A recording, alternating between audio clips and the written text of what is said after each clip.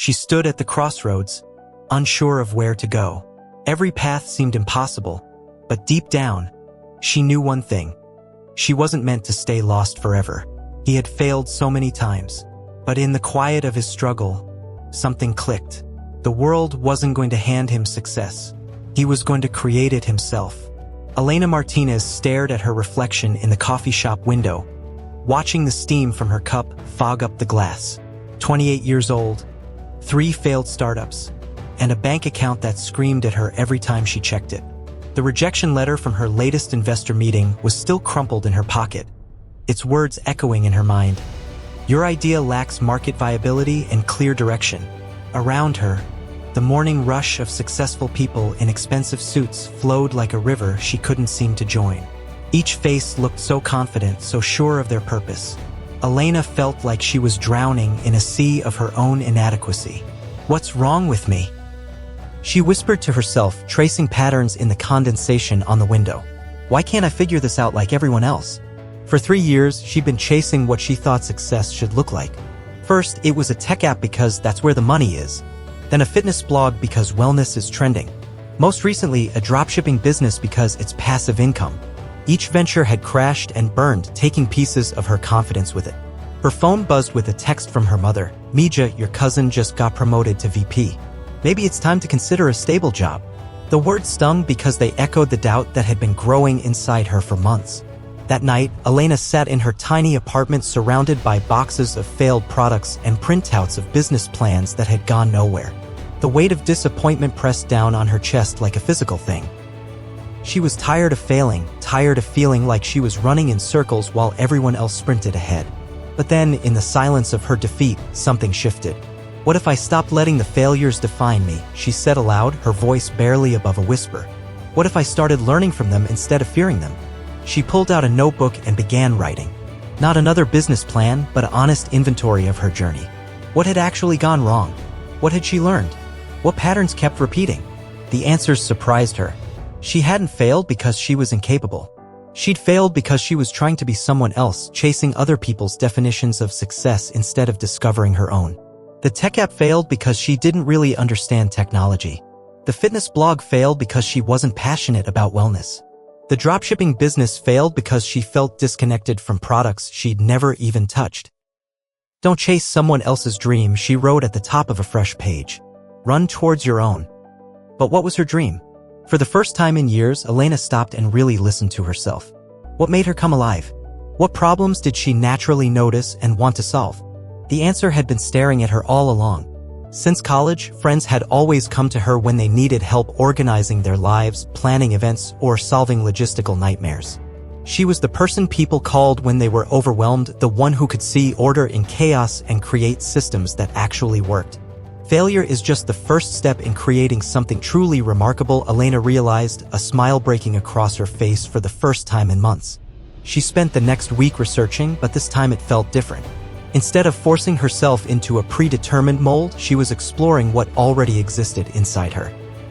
She talked to friends about their biggest organizational challenges, studied productivity methods that resonated with her, and began crafting a service that felt authentic.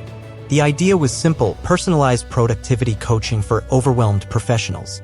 Not a one-size-fits-all system, but customized solutions that met people where they were. She would use her natural gift for seeing patterns and creating order, combined with everything she'd learned from her previous failures about marketing, client communication, and business operations. But when she pitched the idea to her first potential client, an overwhelmed marketing director named James, he hesitated. I don't know, James said. There are a lot of productivity coaches out there. What makes you different? Elena felt the familiar sting of potential rejection. For a moment, her old self wanted to give up, to assume this was just another failure waiting to happen. But something had changed inside her. She wasn't the same person who had crumpled that rejection letter 3 months ago. I've got nothing left to lose, she said, her voice steady with newfound conviction, but everything to gain. And here's what makes me different. I've failed enough times to know exactly what doesn't work. I've been where you are, overwhelmed, frustrated, trying system after system that promised to change everything but left you more confused than before. James leaned forward, suddenly interested. Success doesn't come to those who wait, Elena continued, feeling the truth of her words. It comes to those who refuse to quit. I'm not going to sell you another generic productivity system. I'm going to work with you to build something that actually fits your life, your brain, your goals. Because I've learned that the journey isn't about finding success, it's about creating it from the inside out. James became her first client that day. Then came Sarah, a small business owner drowning in administrative tasks. Then Mike, a creative director who couldn't manage his time to save his life. Each client was different, each solution unique, but the results were consistent. People who had been stuck for years suddenly found momentum. 6 months later, Elena had a waiting list of clients and a business that didn't just pay the bills, it fed her soul. She wasn't making tech startup money, but she was making something better, a living that aligned with who she actually was. The real transformation, though, was internal. The woman who had once defined herself by her failures now saw them as stepping stones. Every no had taught her something valuable. Every collapsed venture had given her skills she used daily. Every moment of doubt had forced her to dig deeper and discover who she really was.